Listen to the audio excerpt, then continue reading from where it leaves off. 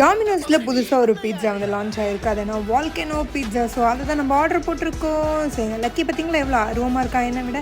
So இதில் வந்து நான் வெஜிடேரியன் தான் ஆர்டர் பண்ணியிருக்கேன். வெஜ்ஜில் வந்து பன்னீர் பெரி பெரி பன்னீர் இருந்துச்சு, அதுக்கப்புறம் ஃபார்ம் ஹவுஸ், அதுக்கப்புறம் பேரடைஸ். நான் வந்து இதில் ஆர்டர் பண்ணியிருக்கிறது வந்து சீஸி வால்கேனோ பேரடைஸ் தான் ஆர்டர் பண்ணியிருக்கேன். இதில் வந்து ஆலிவ்ஸ் போட்டிருக்கோம், அதில் வந்து மஷ்ரூம் ஆர் பன்னீர் போட்டிருக்கோம். அது ரெண்டுத்துலையும் இதில் வந்துட்டு ஆலிவ்ஸ் மற்ற டாப்பிங்ஸ்லாம் வந்து போட்டிருக்கோம். இதுக்கு நடுவில் வந்து வால்கேனோ மாதிரி பஸ்ட்டாக சீஸ் வச்சுருக்காங்க, அப்புறம் டாப்பிங்ஸ்லாம் நிறைய கொடுத்துருக்காங்க.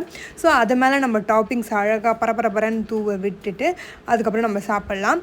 வால்கேனோ வந்து ஃபுல்லுமே வந்து சீஸியாக தான் பண்ணியிருக்காங்க. ஏன்னா நம்ம அதை தொட்டு டிப் பண்ணி சாப்பிடும்போது வந்து ஃப்ளேவர் சும்மா வேறு லெவலில் வருது.